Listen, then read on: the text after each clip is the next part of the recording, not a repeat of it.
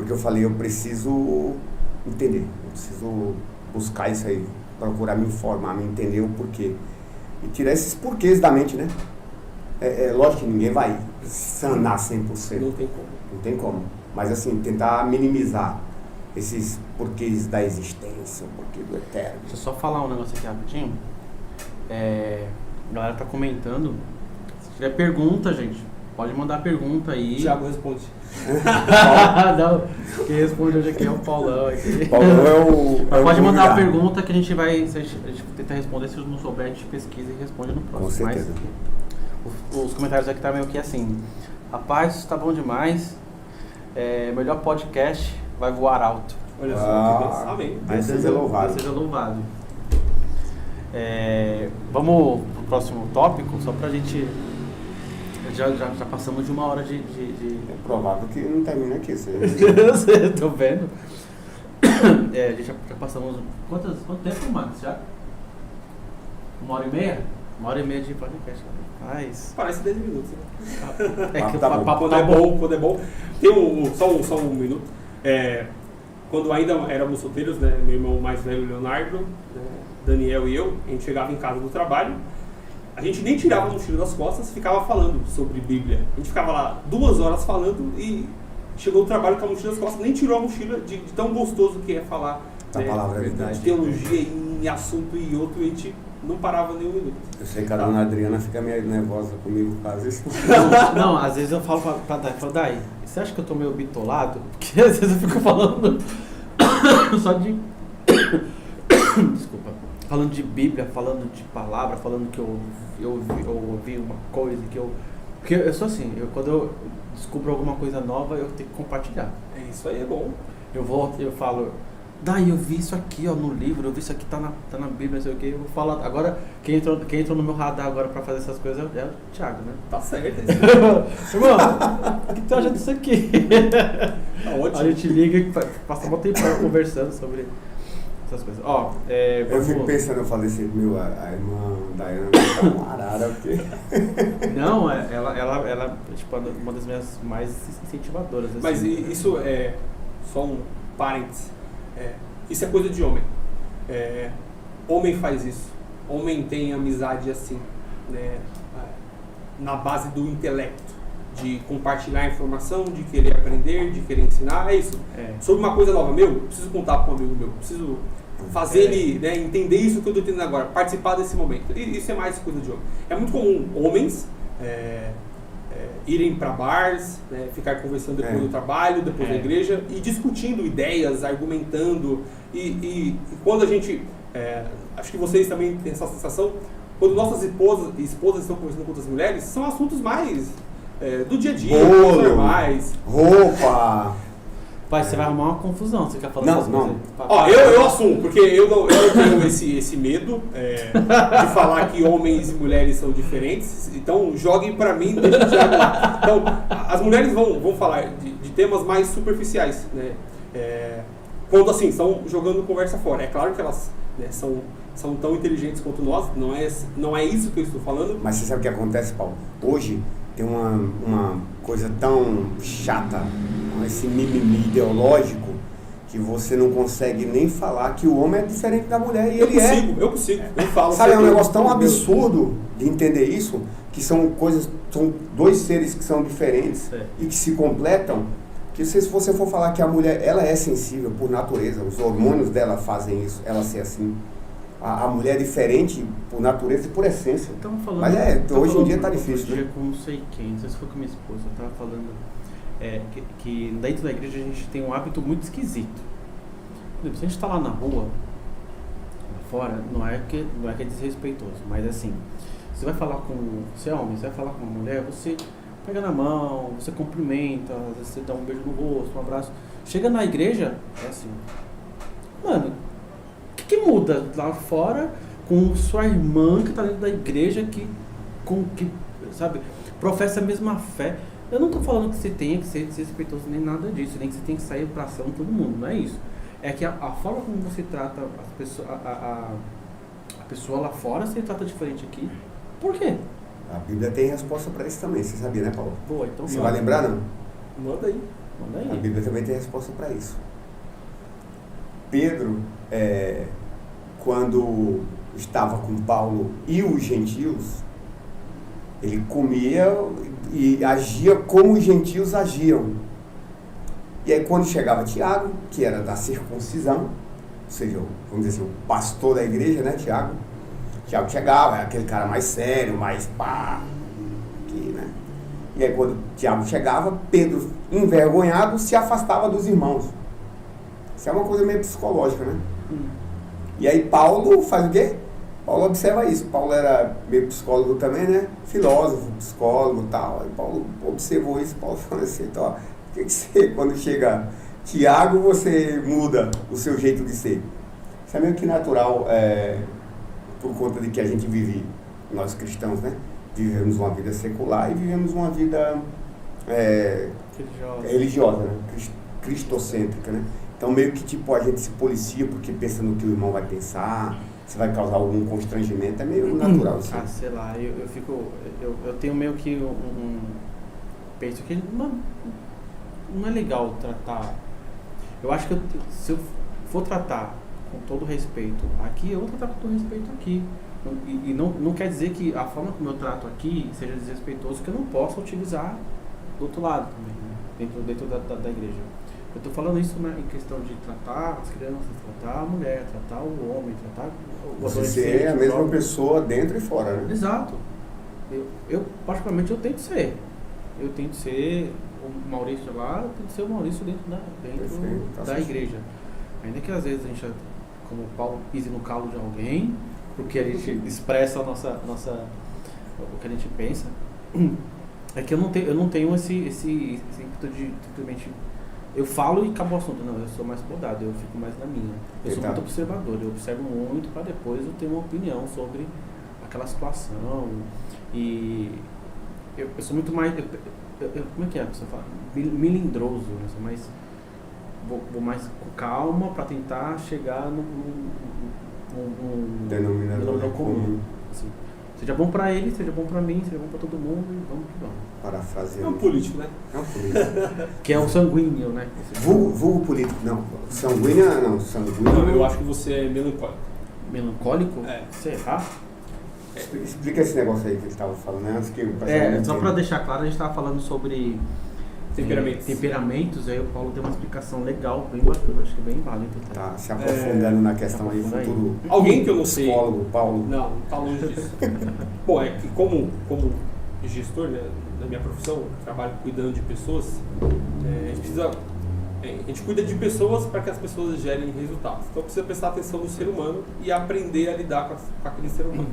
Então, de novo, né, o Ian, ele me apresentou este mundo e os católicos. Inclusive o padre Paulo Ricardo tem um curso sobre os temperamentos e são maneiras de você olhar para o ser humano e entender, tentar entendê-los. E aí alguém criou isso, né, quer dizer, sistematizou a ideia de que dá para separar os seres humanos em 4 grupos, né? São as formas que essas pessoas, né, elas se relacionam, elas falam, elas observam, elas brigam, elas ficam chateadas, elas gostam de alguma coisa e eu não sei quem sistematizou isso em 4 temperamentos. O colérico pensou, né? Tem um certo sentido, né? Exato. Então tem um colérico, tem um sanguíneo, tem um melancólico e tem um fleumático. E também deu símbolos para esses temperamentos. Então, o colérico é o símbolo do fogo, o sanguíneo tem o símbolo de ar, o melancólico tem o símbolo da terra e o fleumático tem um símbolo de água. E a maneira de tentar se relacionar melhor com o outro ser humano é entender qual que é o temperamento dele, porque aí você consegue acertar aonde tem conflito, né? Por quê? Na parte que eu mais gosto do Maurício, eu não tenho problema com ele. É tranquilo, é fácil de conviver. Mas na parte que tem os problemas, é onde eu preciso prestar atenção para corrigir isso. Então, na parte que eu tenho as facilidades com o Thiago, me dou super bem com ele, não me incomoda, é maravilhoso. Mas na parte onde eu tenho problema com o Thiago, é onde eu preciso prestar atenção para melhorar esse nosso relacionamento. Então, uma ótima maneira de você tentar entender, né, qual o tipo de temperamento, né? Eu aqui, antes de começar, eu acho que o Thiago é sanguíneo, eu acho, tá? Que o Maurício é colérico. Colérico não, perdão, melancólico. Tem toda uma questão do semblante, do rosto, a forma que a pessoa parece, mas enfim.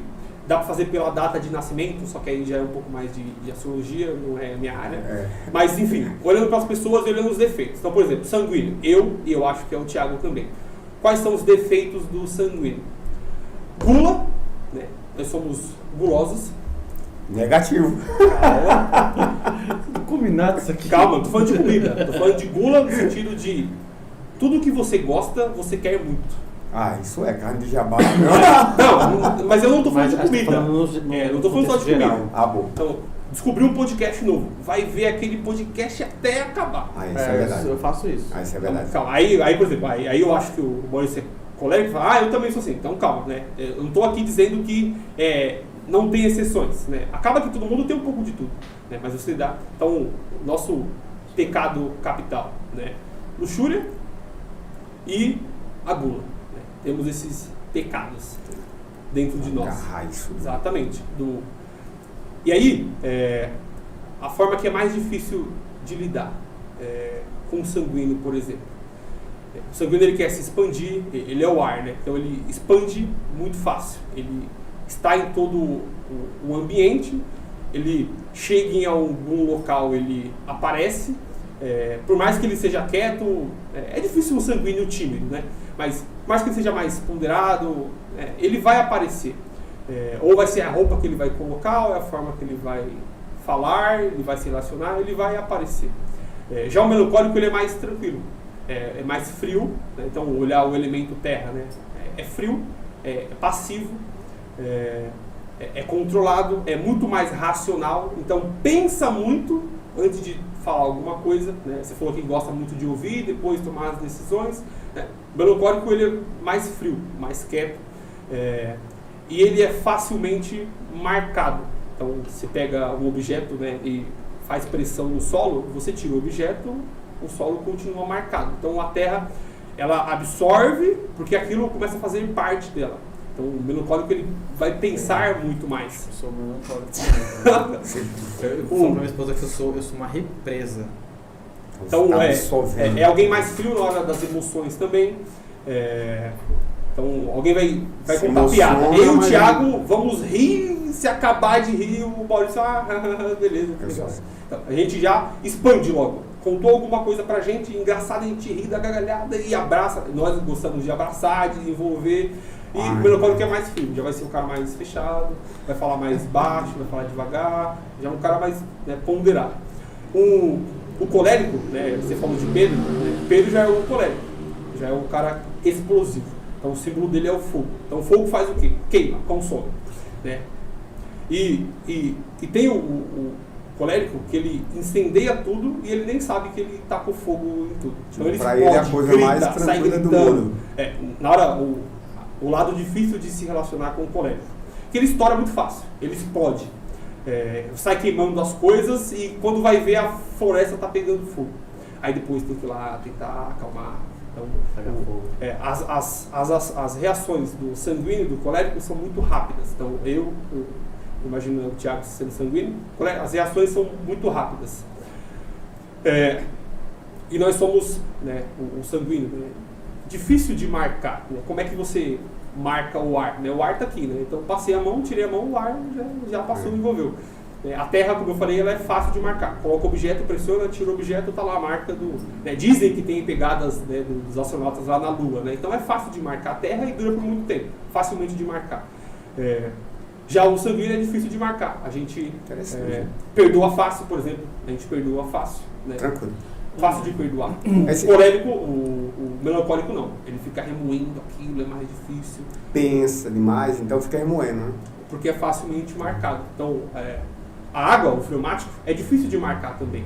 Então, o fleumático também tem facilidade para perdoar, esquecer as coisas, não ligar muito.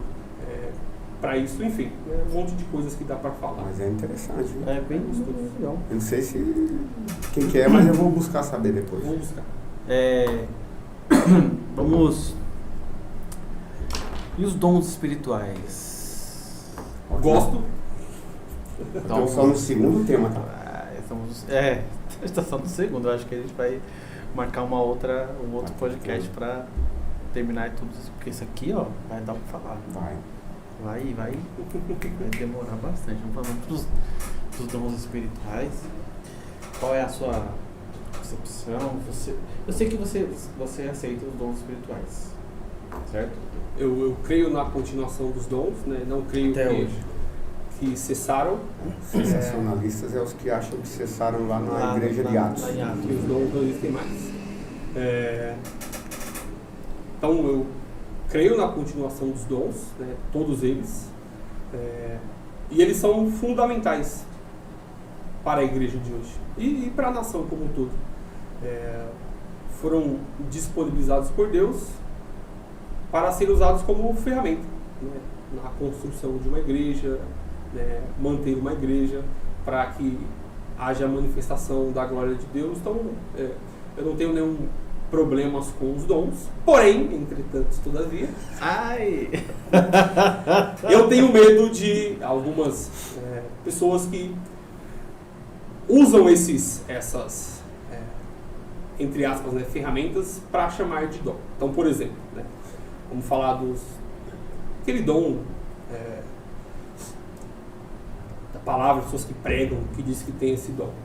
E aí esse dom fica condicionado, por exemplo, com oferta. Então, o cara usa o dom que Deus deu para ganhar dinheiro. De novo aqui, voltando, né? Isso aí é bem perigoso. Então, chama o cara para pregar, é uma oferta absurda. Né? Oferta de 15 mil.